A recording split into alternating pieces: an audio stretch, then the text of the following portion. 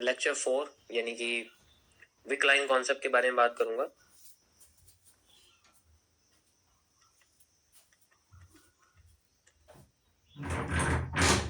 ये बहुत important area है क्योंकि जब भी हम लोग किसी कैंडल्स को समझते हैं तो हमें इसको सबसे पहले आइडेंटिफाई करना चाहिए।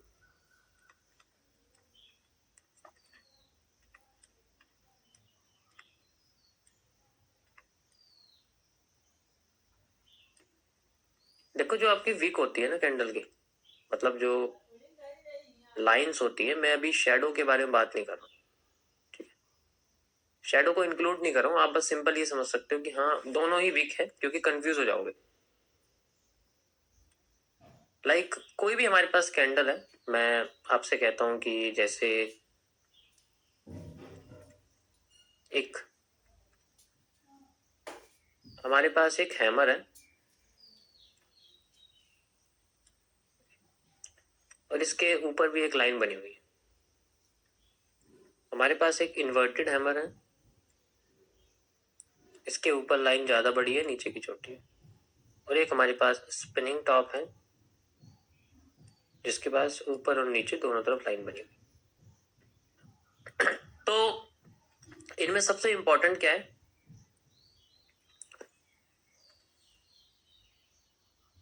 कि जो इनके ये होते हैं,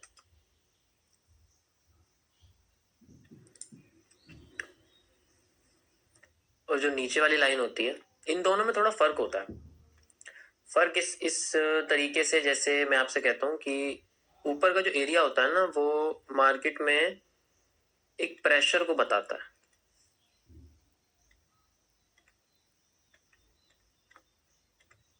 एक प्रेशर होता है, मतलब ये नीचे भी होता है, ऐसा नहीं है, दोनों साइड ही प्रेशर होता है। तो ऊपर की लाइन जो होती है ना, वो इंडिकेट करती है एक ऊपर से आने वाला प्रेशर और एक नीचे से आने वाला प्रेशर, जो नीचे की लाइन बताती है।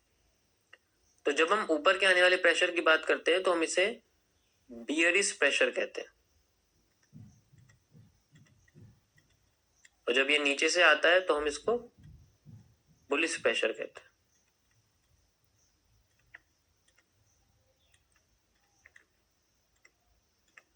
ऐसा नहीं है कि ये सिर्फ आपके ग्रीन कैंडल में होता है, ये सबके साथ होता है। बस इनका जो अमाउंट है वो ज्यादा या बड़ा होता है, तो उससे फर्क पड़ता है। हम एक सिंगल कैंडल को देख के भी आइडेंटिफाई कर सकते हैं कि किस कैंडल के पास कितना प्रेशर है, लेकिन वो ट्रेंड में कहाँ बनी हुई है, ये सबसे इंपॉर्टेंट होता है। लोकेशन तो आपको पता है सबसे ज्यादा इंपॉर्टेंट है। सेम इसी में अब आप यहाँ देखोगे तो यहाँ आपका जो बियरिश प्रेशर है वो बड़ा है और जो बुलिश प्रेशर है वो छोटा है। तो इसीलिए हम लोग इन्वर्टेड हैमर को एक बियरिश पैटर्न कहते हैं और हैमर को एक बुलिश पैटर्न कहते हैं। स्पिनिंग टॉप के पास बियरिश और बुलिश दोनों प्रेशर क्या होते हैं, इक्वल होते हैं। और जब ये इक्वल होते हैं तो इसीलिए इसकी कोई अपनी डायरेक्शन नहीं होती, ये डुअल डायरेक्शनल होता है। ये ऊपर भी जा सकता है, ये नीचे भी जा सकता है, डिपेंड करता है कि इसका कौन सा प्रेशर पहले फिल हुआ। अगर जैसे मान के चलो मार्केट ऊपर जा रही है तो यहाँ से ऊपर वाला प्रेशर इलिमिनेट हो गया तो मार्केट की डायरेक्शन ऊपर हो जाती है, एंड देन फिर वो ऊपर जाना शुरू कर देती है। इस तरीके से हमारे स्पिनिंग टॉप जैसे, यानी कि जो डुअल डायरेक्शनल कैंडल होती है जिनके प्रेशर इक्वल होते हैं, इसलिए बोलते हैं इनको। अब अगर सेम मैं आपसे बोलता हूं, जैसे मेरे पास रेड कैंडल का है, तो उसमें भी कोई फर्क नहीं पड़ता, वो भी सेम है।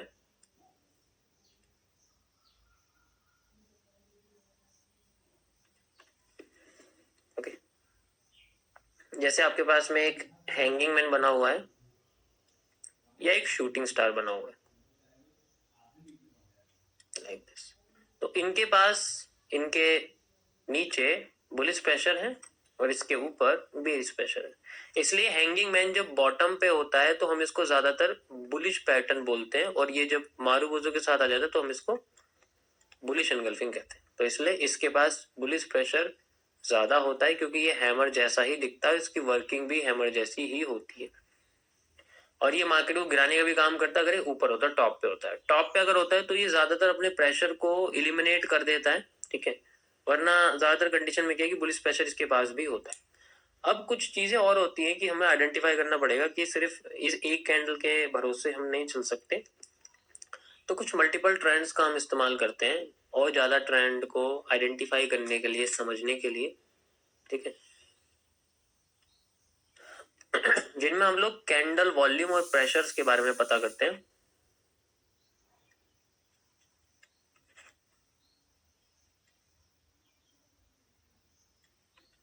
कैंडल वॉल्यूम बेसिकली आपका, और जो प्रेशर है वो मल्टीपल कैंडल्स के ऊपर डिपेंड करता है, क्योंकि ट्रेंड तो बहुत सारी कैंडल से मिलके बनता है। तो जैसे मैं आपसे कहता हूँ कि मेरे पास एक बियरिश ट्रेंड बन रहा है यहाँ पर, इसके नीचे छोटी सी विक है और मार्केट जैसे जैसे नीचे आ रही है उसकी विक नीचे से बड़ी होती जा रही है और बड़ी होती जा रही है, और फिर बाद में वो और बड़ी हो जाती है, उसकी बॉडी छोटी हो जाती है, ठीक है, बड़ी हो गई फिर और छोटी हो गई। तो ऐसे में क्या हो रहा है, ऐसे में मार्केट में जो नीचे से आप प्रेशर देख रहे हो, जो प्रेशर है आपके पास, ये प्रेशर बढ़ता जा रहा है, प्रेशर बढ़ता जा रहा है, प्रेशर बढ़ता जा रहा है। और जब ये बढ़ता है तब हमें बॉटम पे कोई ऐसी कैंडल दिख सकती है जिसके पास सबसे ज्यादा प्रेशर हो, सबसे बड़ी वीक हो, एंड देन उसका प्रेशर ट्रांसफर जाता है नेक्स्ट कैंडल में, जिससे वो अपने आप को उठाना शुरू करती है, ठीक है। एक एविडेंस हमारा इस तरीके से होता है जब हम आइडेंटिफाई करें कि मार्केट अपने आप को रिवर्स करना चाहती है, लेकिन ये लेवल पे भी होना चाहिए कि किसी लेवल पे अगर ये हुआ है, जैसे मान के चलो कोई सपोर्ट है या कोई लेवल है, तो ज्यादा वैल्यूएबल हम लोग इसको मानते हैं। फिर मैं आपको कुछ चार्ट पे लेके चलता हूँ, वहां समझाता हूँ कि कैसे दिखेगा ये। जस्ट लाइक हमारे पास ये बना हुआ है, ठीक है, ये आप देख सकते हो, ठीक है। यहाँ पर आपके पास ये 3 कैंडल्स बनी हुई हैं और उसके बाद कैंडल देखो, ये रेड और ग्रीन आ जाए उससे हमें इतना कोई फर्क नहीं पड़ता, लेकिन हमारे पास प्रेशर बड़ा होना चाहिए और ऊपर का प्रेशर कम होना चाहिए। आप नीचे अगर इसमें देखोगे तो इजीली समझ में आ जाएगा मैं क्या कह रहा था अभी। लाइक ये विक देखो, बड़ी और बड़ी और बड़ी, और देखो सबसे बड़ी हुई, सबसे बड़ी होती मार्केट में ट्रेंड आ गया, you can see trend retrace करा, रिटेस करके और फिर ऊपर चला गया। और ये लेवल एक सपोर्ट का लेवल है, इसके पीछे हम जाके देखेंगे तो you can easily C like this. So level का आना इम्पोर्टेंट तो होता ही है, लेकिन उसके साथ साथ इम्पोर्टेंट ये है कि आपका जो एरिया है, जो आपका जो जोन है, उस जगह पर क्या सबसे बड़ी विक आई है या नहीं आई है। तो एक इंडिकेशन, एक एविडेंस, आपका सबसे पहला एविडेंस यही है जो मैंने अभी आपको बताया। आगे जाके ये कई सारे एविडेंस आ जाएंगे तो हमारे पास और भी पक्का सबूत हो जाएगा इस ट्रेंड को लेके, ठीक है। तो नंबर 1 एविडेंस यही है आपका, सबसे पहले यही देखना पड़ेगा कि अगर कोई भी ट्रेंड नीचे आता है तो मैं कैंडल की बॉडी ना देख के उसकी विक्स को देखूंगा, ताकि मुझे बुलिश या बेरिश प्रेशर के अंदर कमजोरी या पावरफुलनेस मुझे दिखाई दे कि वो कितना पावरफुल होती जा रही है और आगे जाके वो मेरी और हेल्प कर सकती है। तो इसी तरीके से हम बुल साइड का भी देखते हैं।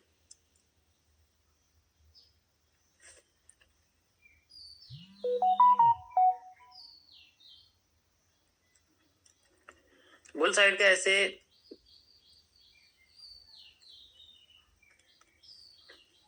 जैसे मेरे पास यहाँ ट्रेंड बनता जा रहा है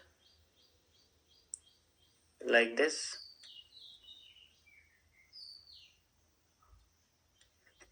फिर ऊपर से और बड़ा होता जा रहा है, एंड देन इसकी बॉडी छोटी होती जा रही है, और बड़ा होता जा रहा है, एंड देन ऊपर जाके मान लीजिए छोटा हो जाता है या और छोटा जाता है या कैंडल बदल जाती है, एंड देन वहां से रिवर्स करके मार्केट अपने आप को नीचे लाना शुरू कर देती है। तो यहाँ पर भी सेम केस है कि यहाँ पर भी हमें कोई जोन चाहिए ताकि ये चीज हो सके, और यहाँ पर आप देख सकते हो ये प्रेशर्स चार्ट पे दिखाता हूँ आपको। ये देखो आपके सामने लाइव यहाँ पर बना हुआ है, एंड बड़ा छोटा बड़ा और बड़ा जोन आया, ठीक है। छोटा सा जोन है तो छोटा सा रिवर्सल यहाँ बना हुआ है, ट्रेंड अभी कंटिन्यू है क्योंकि ये देखो बड़ा नहीं है, ये बेसिकली आप देखोगे, एंड देन उसके बाद देखो और बड़ा, कैंडल का कलर चेंज हो गया, and then market tries to down trend. और ये आपका मेजर जोन है, आप देख सकते हो ये मेजर जोन है, क्योंकि अगर हम बड़े मूव्स के लिए जाएंगे ना तो हमें बड़ा बड़ा जोन चाहिए होता है। बस ये इंडिकेशन है, ऐसा नहीं है कि सेम पॉइंट से मार्केट रिवर्स करने की कोशिश करेगी, आपको एक जोन आइडेंटिफाई हो जाएगा। हाँ, मुझे एक एरिया मिल गया, एक बायस मिल गया, एक आइडेंटिफिकेशन मिल गई कि हाँ यहाँ से सेल में तो जानी है। अब वो कब जानी है उसके लिए हम और एविडेंस देखेंगे। तो सबसे पहला एविडेंस यही है कि चलते हुए ट्रेंड की कमजोरी को फाइंड आउट करने के लिए हम कैंडल की विक्स का इस्तेमाल करते हैं, जिससे हमें उसकी बढ़ोतरी या फिर आप कह सकते हो उसकी कमजोरी दोनों पता लगती है। अब मैंने आपको बढ़ोतरी तो बता दिया कि एक साइड का प्रेशर जो है आप कह सकते हो बढ़ता जाता है, लेकिन दूसरे साइड के प्रेशर का क्या, वो कम होता है, उसके बारे में बताता हूँ। तो जैसे मैं आपको यहाँ बताता था कि जैसे जैसे ट्रेंड ऊपर चलता जाता है लेकिन हमारे पास ऊपर ये विक नहीं आई है, तो ऐसे केस में हम लोग नेगेटिव प्रेशर्स का इस्तेमाल करते हैं। कैंडल वॉल्यूम प्रेशर का दूसरा पार्ट है ये, जिसे हम नेगेटिव प्रेशर बोलते हैं। Got it?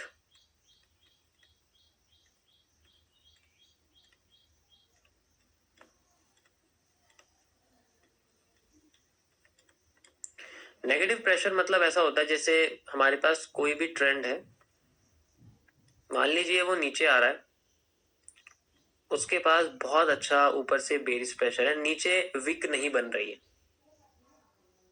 तो ऊपर इसकी जो लाइन है वो बहुत अच्छी बनी थी, टॉप पे हमने देखा था जब मार्केट ऊपर गई थी तो ऊपर सबसे बड़ी लाइन थी, विक लाइन थी, और उससे मार्केट नीचे गिरना शुरू कर रही थी उस जोन से ही। उसके बाद ये लाइन धीरे धीरे करके ना अपने आप को छोटा करने लग जाती है। कभी कभी हमें नहीं दिखती है, शायद एकदम जीरो हो जाती है, फिर एकदम से हमें दिखती है और वो पहले वाले से थोड़ी सी छोटी हो जाती है, और ऐसे करते करते ट्रेंड अपने आप को खत्म कर देता है, जीरो कर देता है। तो मतलब देखो आप, ये कम और कम और कम और कम होती जा रही है, और ऐसे में क्या हो रहा है, ट्रेंड फिर से अपने आप को कमजोर कर रहा है एंड देन रिवर्स करने के लिए तैयार बैठा है। ऐसे में नीचे की साइड वीक आ सकती है एंड देन मार्केट फिर से अपने आप को ऊपर लेके जा सकती है। तो ये हिस्सा हमारे को जोन में चाहिए किसी, जो हमारे किसी सपोर्ट पर हो। तो ऐसे में हमारे नेगेटिव प्रेशर शुरू होते हैं, मतलब अपोजिट साइड के प्रेशर जो कि कमजोर होने लग जाते हैं। जब हमें नीचे नहीं दिख रहा तो हम ऊपर की कमजोरी को देखेंगे, और अगर हमें ऊपर नहीं दिख रहा हम नीचे की बढ़ोतरी को देखेंगे, नीचे की ग्रोथ को देखेंगे कि उसकी जो कैंडल रूट्स जिन्हें हम बोलते हैं, जो आगे मैं आपको बताऊंगा क्या होता है, वो हमारे को बड़ी होनी चाहिए, वो विक्स हमारे को बड़ी होती होनी चाहिए। एग्जाम्पल के लिए मैं यहाँ पर आपको इसमें दिखाता हूँ, you can easily C like this. ये देखिए आप, ठीक है, यहाँ पर आप देख सकते हो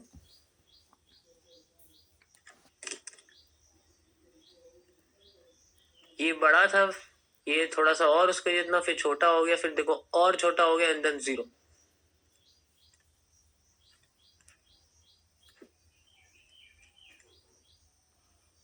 जो आप मुझे लाइव स्ट्रीम पे देखते हो, मैं सबसे ज्यादा इसी कॉन्सेप्ट का यूज करता हूँ, क्योंकि इससे बेहतर मुझे आइडेंटिफिकेशन और किसी में भी नहीं लगता है, एंड देन मार्केट उसके हिसाब से इस्तेमाल करती है। ओके, सो ये आप देख सकते हो कि क्योंकि जब तक देखो यहाँ पर कोई जोन नहीं है, आप देखोगे यहाँ पर कोई जोन नहीं है तो मार्केट ने हमें रिवर्स करके नहीं दिखाया। जोन हमें यहाँ मिला है तो हम इसी का इस्तेमाल करेंगे, यहीं पर देखेंगे जहां पर हमें ये कमजोर होता हुआ दिख गया। You can see zero, body भी खत्म हो गई, ये तो हम आइडेंटिफाई नहीं करेंगे क्योंकि इसके बाद पहले से ऊपर से प्रेशर आ गया जो हमने पहले आइडेंटिफाई करके बताया था मार्केट में, बेरिश वाला, एंड देन मार्केट ने हमने आपको रिवर्स कर दिया।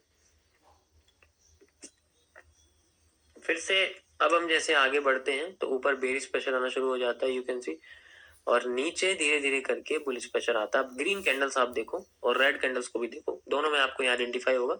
चाहे तो आप रेड कैंडल्स को देखोगे तो वहां पर भी आपको इजीली पता लग जाएगा। ये देखो यहाँ पर थोड़ा कम था, थोड़ा बढ़ा, फिर थोड़ा कम हो गया, फिर थोड़ा कम हो गया, एंड देन फिर बाद में एकदम से बढ़ गया, और फिर बढ़ते ही मार्केट को हमें जोन मिल गया एक, क्योंकि ये पहले से एक्सटेंड कर देंगे। जोन मिलते ही मार्केट ने हमें थोड़ा बहुत उठाने की कोशिश करी, एंड देन फिर से मार्केट ऊपर चली गई। You can see like this.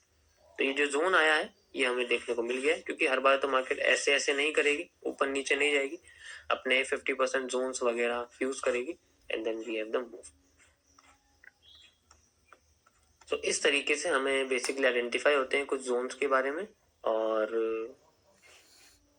Pressures सबसे इंपॉर्टेंट है, जितने अच्छे तरीके से हमारे पास प्रेशर्स होंगे मार्केट उतना अच्छा हमें जोन पे आइडेंटिफाई करके बताएगी। ये देख सकते हो ऊपर आती मार्केट में बेरिश प्रेशर आना शुरू हो गए, एंड देन ये तब तक आते रहे जब तक मार्केट जोन पे नहीं पहुंच गई। जोन पे आते ही मार्केट ने रिवर्स कर दिया।